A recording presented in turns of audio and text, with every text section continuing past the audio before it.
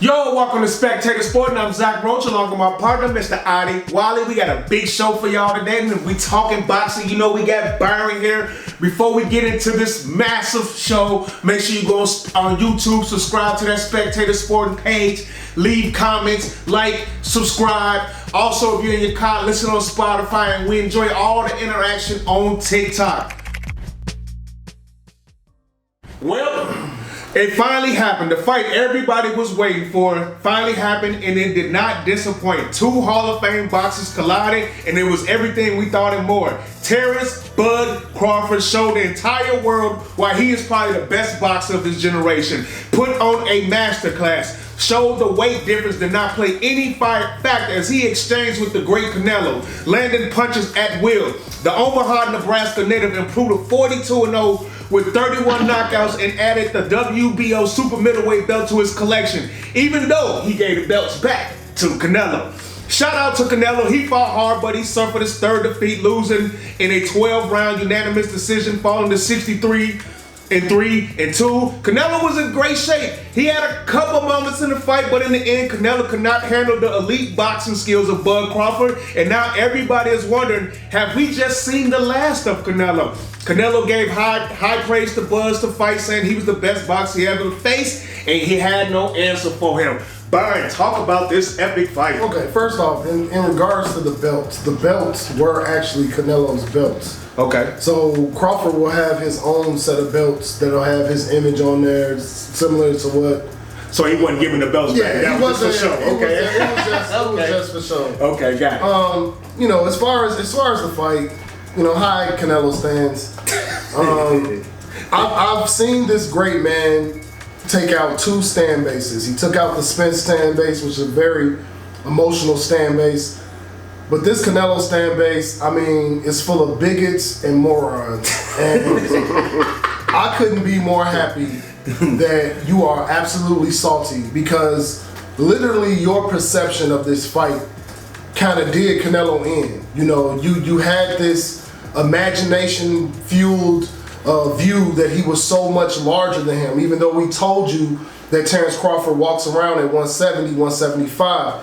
You had this unbeatable, a power that cannot be matched by Canelo. And then we saw Terence Crawford, you know, the guy who you claim barely won a 154-pound fight, not only stand in the pocket, but hurt Canelo, back Canelo up, and land more clean, effective punches. As far as this fight goes, it was won by the jab.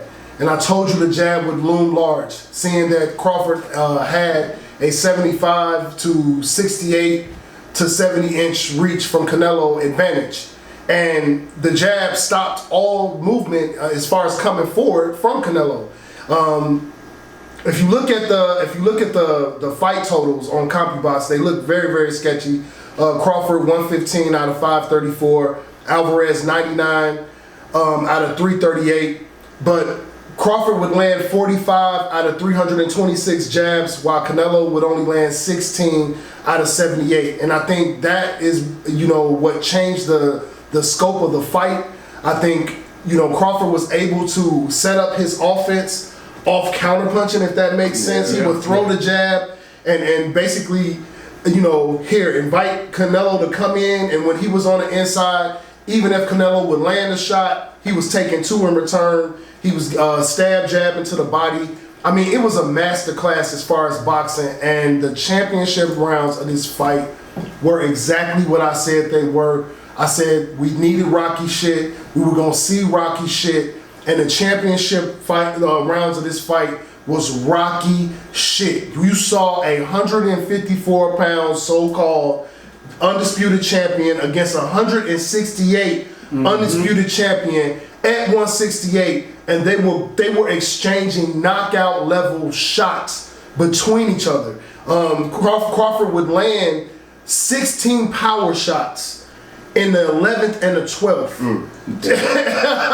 which absolutely secured. Man, this was like I can't even describe it. This was like a legendary fucking moment in boxing for me to see this guy who, you know, top rank, couldn't sell, nobody believed in, hasn't fought anybody, and he fought this fight, no weight clauses. He gave Canelo every fucking thing that he wanted in his fight, every advantage that he thought he had, and he whooped his ass and he took it in 12.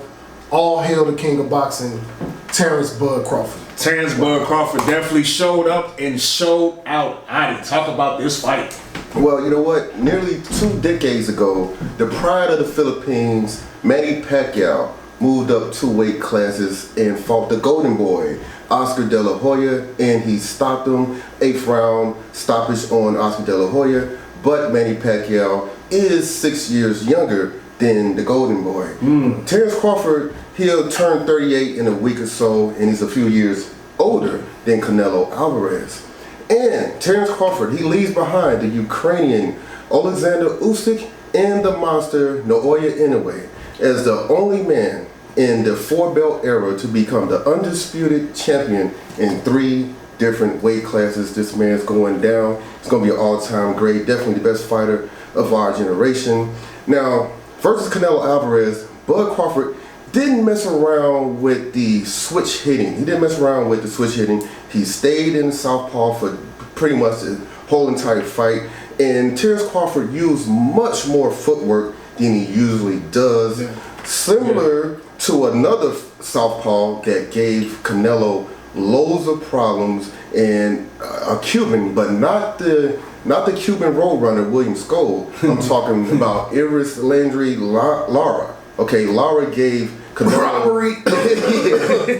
Iris Landry Lara gave Canelo lots of problems. He was a southpaw, moved around a lot of footwork. However, Bud dished out much more offense than Lara did, okay? Terence Crawford threw 248 more jabs than Canelo Alvarez. Bud really turned the offense up in the 6th round, catching Canelo with straight lefts as he was coming in and some sharp combinations.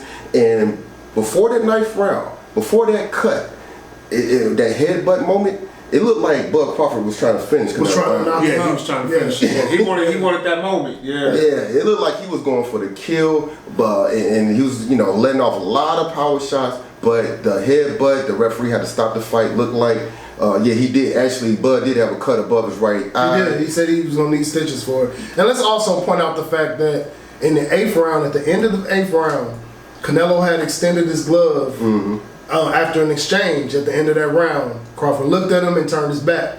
Like, I don't want to be friends. I'm on business. Next round after that, we see a headbutt.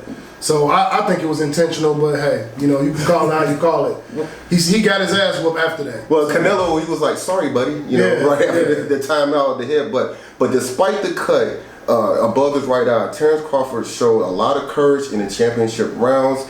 He's stood his ground and exchanged with Canelo, the bigger guy, the 168-pound undisputed champion. He stood his ground and exchanged with this guy, but he didn't get too crazy like Christian and Billy Lester Martinez type moves. He didn't get crazy like that. He will engage. It was very his IQ was on 30 in that one. It was like great. I know it's like in the 7-11 round, and some of the rounds he would engage with him for the first half of the fight, but then he just start moving around, boxing and jabbing and moving. And punished him when he came in.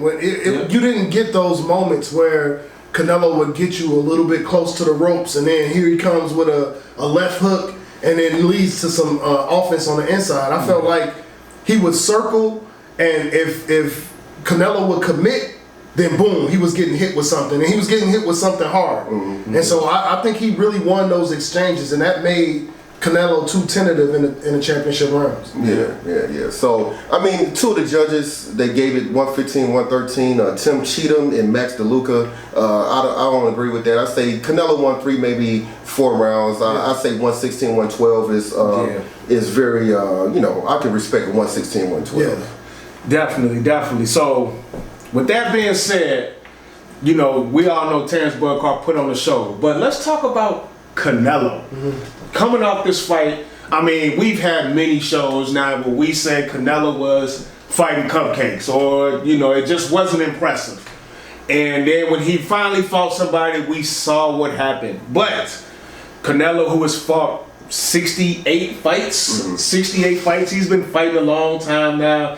I know he's 34, 35 years old, but he's been in a lot of wars. You put it that way. So as far as his age, Crawford might be over, but maybe as far as being in the ring, he just might be older. He's been more beat up. And that's not Crawford's fault. It's just Crawford don't get beat up. Canelo do. So with that being said, what is next for Canelo? Is this the end for Canelo, or are we going to see more Canelo out of you think? Well, in that Max Kellerman post-fight interview with Canelo Alvarez, Canelo said, I already accomplished a lot in boxing, and my legacy is already there. And this is why Canelo should have retired a couple years ago after that fight versus the Iron Man Jermell Charlo, okay?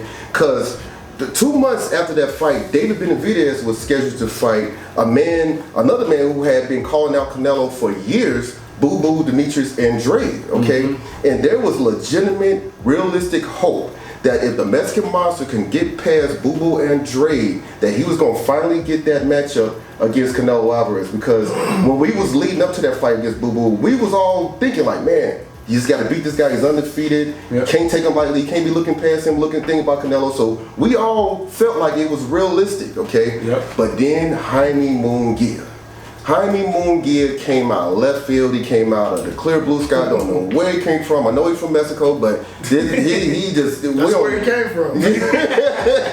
I mean, it just came out of nowhere. Okay, we think about Benavidez, and here come Jaime Munguia. What the hell? So at this point, Spectator Sporting, the boxing world, David Benavidez all gave up all hope that we was gonna get this super mega matchup between Benavidez and Canelo. And David Benavidez moved up to the light heavyweight division and moved on and just gave up on that dream. Okay, and so rather than pulling off that Canelo cupcake double play versus Jaime Munguia and Edgar Berlanga, Canelo Alvarez would have been better off retiring, okay? Yeah. And William Skoll was able to get that IBF belt only because Canelo Alvarez was stripped of that belt because he chose to fight the chosen one, Edgar Berlanga, rather than the Cuban Roadrunner, William Skoll, okay? And this is why Canelo Alvarez, he said it himself, fighting Terence Crawford was a lose-lose situation. I agree when he said this months ago. I agreed with him. That's why I never thought he would fight Terence Crawford because he's not everyone. Straight cash, homie. Yeah, but he's already rich. I mean, my thing is you already. It ain't never too rich. Rich people need more money. Yeah, 150 million. Straight cash, homie. Yeah, what Randy Moss say? Well, a lot of money. As far as the legacy goes, well, I'm talking about legacy. You're right. Because I'm just telling you why he did it. But 50 years from now, people are gonna look at your resume. Yeah. So what I'm saying is this. If he would have beat Terence Crawford, he would not have gotten that much credit because the man was coming from 2 lower weight classes. We saw what happened when he beat Charlo, who was coming from 2 lower weight classes, jumping up a weight class to fight him. He wasn't going to get a whole lot of credit for beating Terence Crawford. But he was content with that. I mean, this is a guy who's already fought Charlo at 154. He was content with beating guys that he felt he had the advantage. And I disagree with that take for the only reason that Bud Crawford he's a 2-division undisputed champion. He has accolades. So it's like, you get this guy and you get in and you put the are you ready for the Mexican power? And you do that on him, you inflict your will and you look good. I think he's playing more to his fandom in Mexico than anything. It's a big win. On the weekend that the fight took place, I thought it would have been a big win. But I understand as far as boxing politics, he definitely would have got a lot of drawback if he beat him. But here's the thing. When they make a Canelo career documentary, okay, and are they going to go into great detail about what Canelo did after he defeated Caleb Plant? I don't think they're going to go into that part of the documentary. They're going to skip that part. They're going to skip it. Because after he beat Caleb Plant 4 years ago, they're going to make Miguel Cotto look 10 years younger. This is what I'm saying. AI. Ooh, y'all salty. That's what I'm saying. He beat Caleb Plant, lost to Bivol, beat Triple G, beat John Ryder, and then beat Charlo. I think he should have stopped right there. Because it's like after the Caleb Plant fight, nothing happened. This whole Munguia and Berlanga and Skoll and all that, then losing to Crawford. Like he could have could have retired after Charlo, and everybody would have. He would have been the man. He would have been all right. You know what I'm saying? He would have been like 33, 34 years old, whatever. And he would have been good. So, but now what he's gonna do next? I think he's gonna fight Chris Eubanks Jr. because he never fought in Britain, Wembley Stadium. Now Chris Eubanks Jr. has to beat Conor Ben again in November. So that's what I think was next. Okay, I feel you. So. Byron, you saw what happened to Canelo. You've been telling us for the longest how Canelo has not been rising to the competition, not stepping up.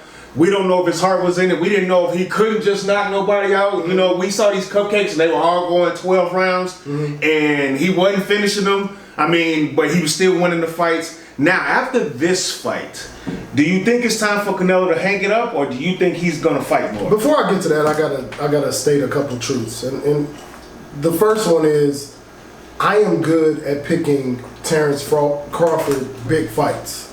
I picked a unanimous decision in this fight, and that's damn near impossible. When you're fighting Canelo Alvarez, you're fighting 4 people. You're fighting him and 3 judges, and for Terence Crawford to win a unanimous decision, even though it's disputed, is impressive in itself.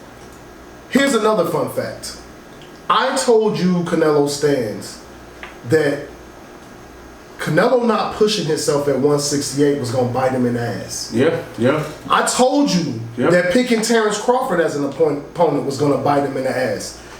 Canelo lost this fight because he didn't have an answer to pushing Terence Crawford and getting pushed back. Yeah. If you fight a David Benavidez, if you fight a Christian Mbili, you will have experience with a guy who is not going to just fold to your pressure, fold to the stage of fighting you. You will have experience doing that in your later stage of life with your skills, and be better off when you face a Terence Crawford and have something to retort. He didn't, because he was used to fighting lesser competition. So in the championship rounds, when he felt, okay, now it's time for my pressure and my power to reap the benefits of my glory, you have a brother from Omaha who wants what you have, who wants your spot. It has nothing to do with money. He wants your spot in the game. He wants to be the head, and he takes everything from you. And in this moment, I feel like Canelo Alvarez only has one justice left to do the sport of boxing. And that one justice is to pass the fucking torch. You are done. You are gone. You are a very, very wealthy man, and you are a first ballot Hall of Famer. It is time for the era of the Mexican monster. It is time for David Benavidez. The only thing I want to see from Saul, I want to see him fight Benavidez. I don't give a shit where it is. I don't care if it's at 168. I don't care if it's at 175. Give David Benavidez the venue. I want to see this fight in Mexico City. I want to see Mexico stand up for it. I want it to be on a Mexican Independence Day weekend. I want it to be marketed as the last ride, the last time you see Canelo, the best you got against a guy who you've been ducking for 4 years, who has earned the right to captivate the mind of the Mexican fans. And I will tell you this, David Benavidez will be a better champion for the people than Saul Alvarez has ever fucking been. Give that man his shot to be the king of Mexico. Yeah, I hear you. Listen, man, I don't know what's gonna happen with Canelo, but look, we don't want to. We're not gonna come out. Canelo is a great fighter. He's a Hall of Fame fighter. He's had an excellent career. So I'm not gonna say that he hasn't. But we gotta talk about the winner from Saturday night, Mr. Terence Bud Crawford. Byron.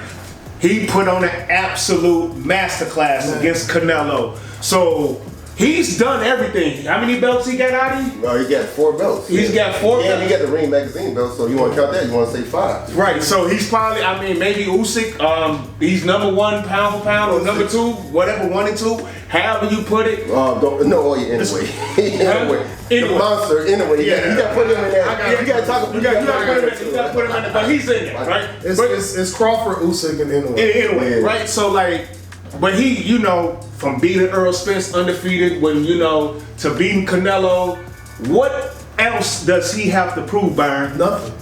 He has nothing, and this is strictly from a fan take.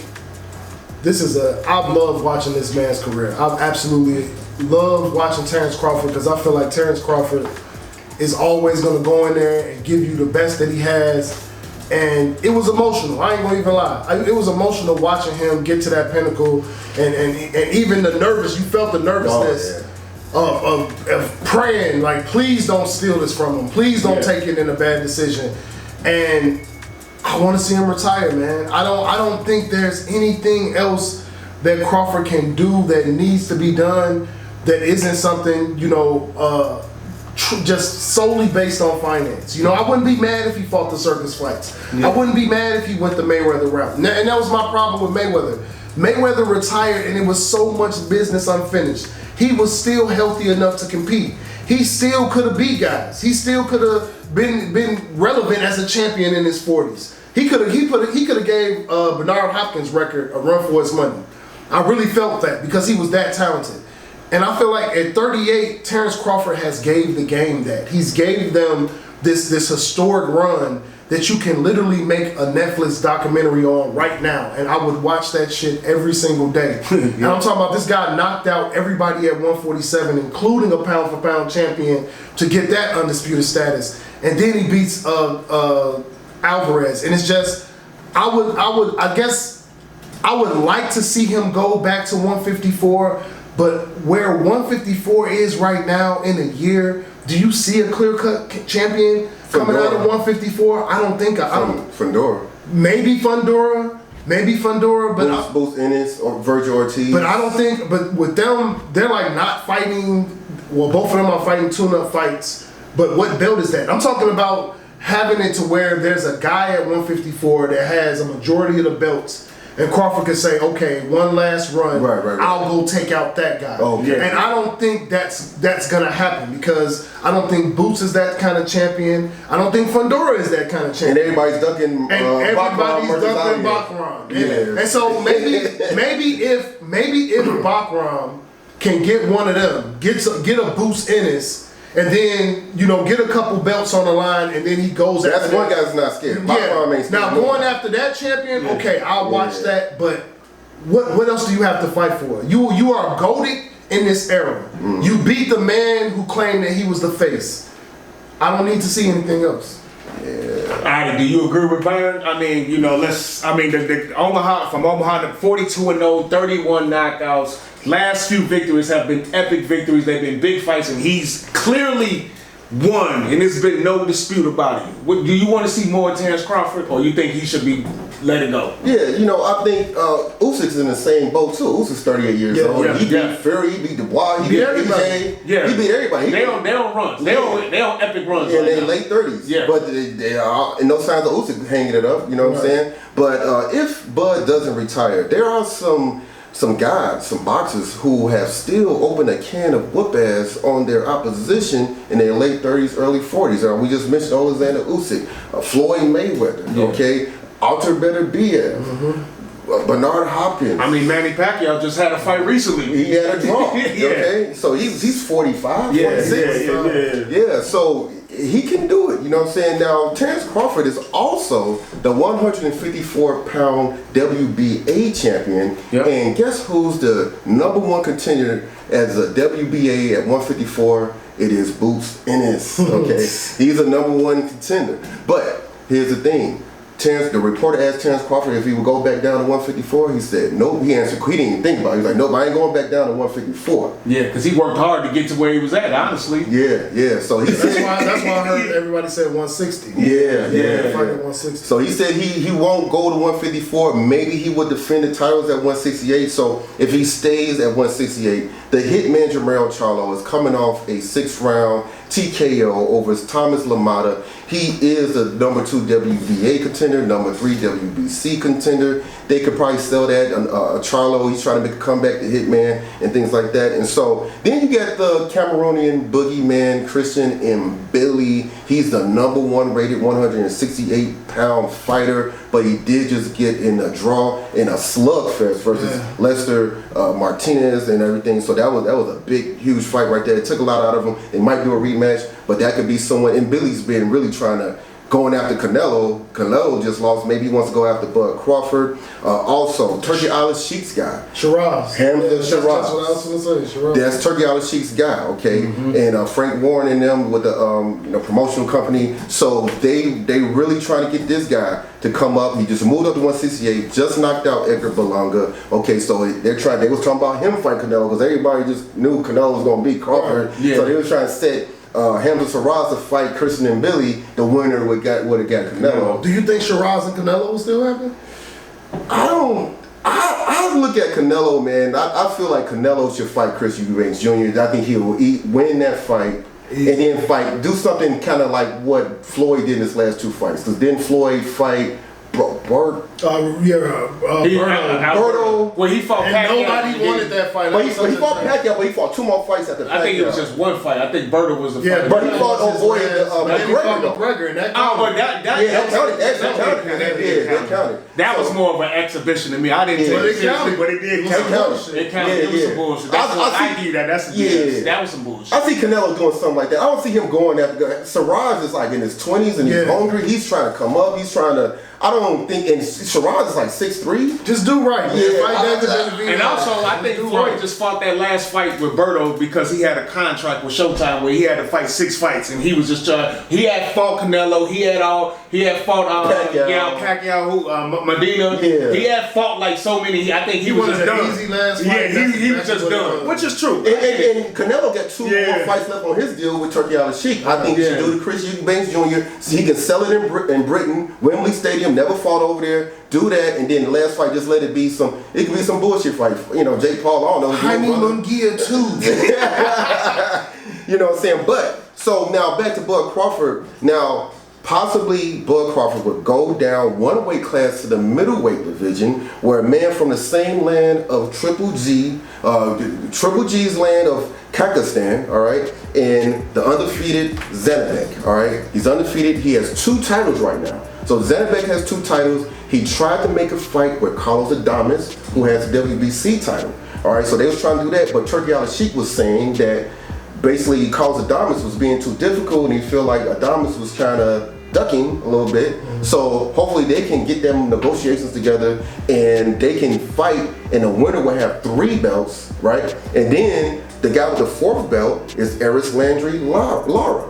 He's 42 years old, and he has the WBA belt at middleweight. So this guy's still kicking from Cuba. He's still doing it, and 42 years old. So now, if we can get Zanabek to fight one of those guys, get 3 belts, and then so I can see Crawford to unify 160. And then he could unify, be undisputed at 160 to really set himself far away from Inoue, because Inoue could move up to 126 and become undisputed. So, and I've seen guys go down 1 weight class and have to go up and go down. Manny Pacquiao, Kell Brooks, Sugar Shane Mosley's done it. So he could do that. Yeah. Well, we shall see. Retired, Bud. Retired. Bud once again put on the masterclass. Shout out to Canelo too. Showed up for the fight, and it was a good fight, but Terence Bud Crawford just dominated the fight, and that's just what it is. You've been watching Spectator Sporting. I'm Zach Roach, along with my partner, Mr. Adi Wally. Shout out to Byron. Make sure y'all go on the Spectator Sporting YouTube